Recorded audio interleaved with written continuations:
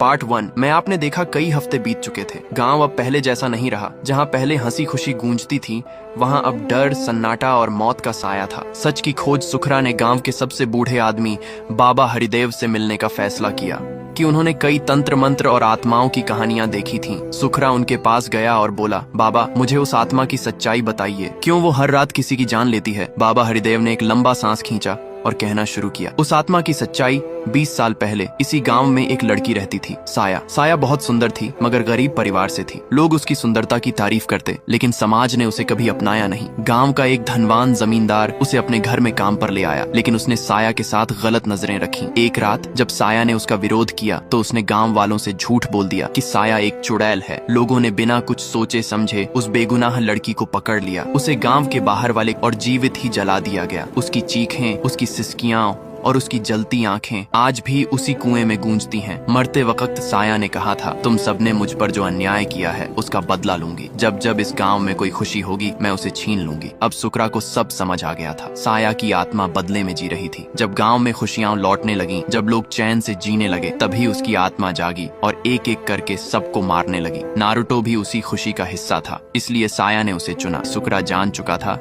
कि अब सिर्फ एक ही रास्ता बचा है, साया की आत्मा को शांति देना। कुएं के पास पहुंचते ही तेज हवाएं चलने लगी और अचानक एक कड़कती चीख गूंजी, तू यहाँ क्यों आया है? साया की आत्मा हवा में उभरी। उसके बाल उड़ रहे थे, आंखें खून जैसी लाल थीं और चेहरा विकृत था। उसने कहा, तेरा भाई मेरे बदले का हिस्सा था और अब तू भी मरेगा। सुखरा ने कांपते हुए जवाब दिया, मैं जानता हूँ तुम पर क्या बीती है, लेकिन मेरा भाई निर्दोष था। जैसे तुम थी, मैं तुम्हें शांति देना चाहता हूँ। साया चीखी, झूठ, सब झूठ, सबने मुझे धोखा दिया। सुखरा ने फिर उसने जो सुना वो पूरे गांव ने सुना। साया की चीख, जो अब दर्द नहीं राहत से भरी थी। वो चीखती रही, मगर अब उसकी आंखों में गुस्सा नहीं, सिर्फ आंसू थे। धीरे धीरे उसका चेहरा नरम होने लगा, उसका शरीर धुआं बनता गया और हवा में विलीन हो गया। साया अब मुक्त हो चुकी थी। अगली सुबह सूरज निकला तो पहली बार गांव में पक्षियों की आवाज सुनाई दी। लोग अपने घरों से बाहर आए। सब कुछ सामान्य था, किसी की मौत नहीं हुई थी। कहानी का अंत साया अब नहीं थी, उसका बदला पूरा हो गया।